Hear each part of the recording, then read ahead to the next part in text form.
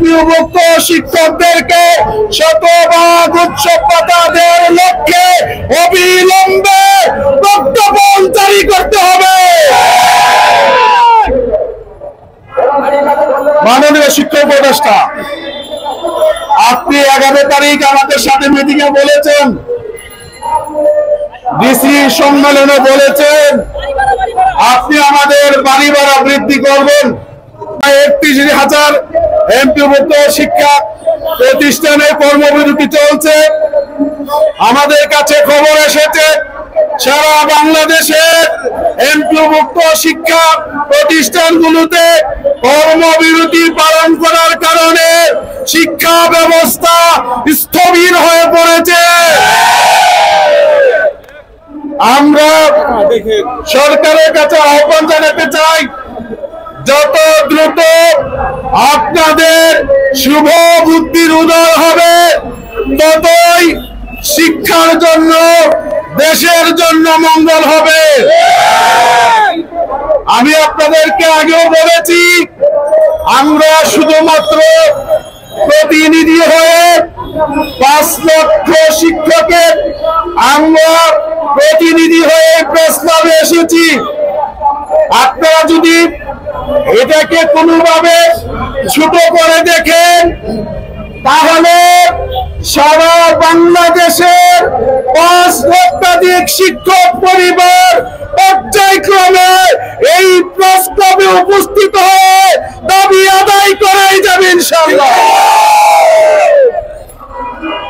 এজন্য আমাদের বক্তব্য একবারে পরিষ্কার, আসন্ন ঈদুল ফিতর থেকে এমপিওভুক্ত শিক্ষকদেরকে শতভাগ উৎসব ভাতা দেওয়ার লক্ষ্যে অবিলম্বে প্রজ্ঞাপন জারি করতে হবে।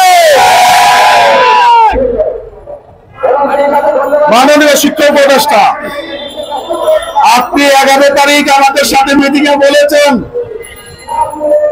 ডিসি সম্মেলনে বলেছেন আপনি আমাদের বাড়ি ভাড়া বৃদ্ধি করবেন, মেডিকেল ভাতা বৃদ্ধি করবেন। আমরা বিশ্বাস করি আপনি অত্যন্ত ভালো মানুষ, আপনি রাজনীতিবিদদের মতো কোন রকমের গেম আমাদের সাথে খেলবেন না, আমরা বিশ্বাস করি। আমরা আপনার কাছে স্পষ্ট দাবি করছি, বিগত সময়ে 100 টাকার জায়গায় 500 টাকা করে প্রচার করা হয়েছে, শিক্ষকদের বেতন 400 গুণ বৃদ্ধি করা হয়েছে। এই সমস্ত শুভঙ্করের ফাঁকি আমরা দেখতে চাই না। আমরা ইতিমধ্যে আপনার অতিরিক্ত সচিবের সাথে বৈঠক করে আমাদের বক্তব্য ক্লিয়ার করে এসেছি। আপনি যে সিদ্ধান্ত নিয়েছেন বাড়ি ভাড়া এবং মেডিকেল ভাতা বৃদ্ধি করবেন, আমরা এই সিদ্ধান্তকে স্বাগত জানাই।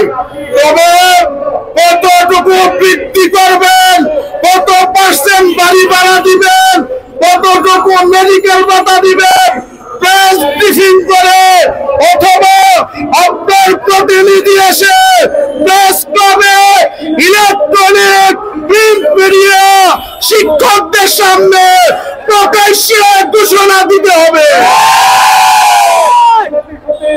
এর আগ পর্যন্ত দৃঢ়তন্ত্রের প্রত্যয় ব্যক্ত করে প্রেস ক্লাবে এসেছি। দাবি আদায় যতক্ষণ না হবে, যতক্ষণ সুস্পষ্ট ঘোষণা না দেওয়া হবে, এমপিওভুক্ত শিক্ষকরা কোন অবস্থাতেই এই প্রেস ক্লাবের খোলা চত্বর ছেড়ে যাবে না।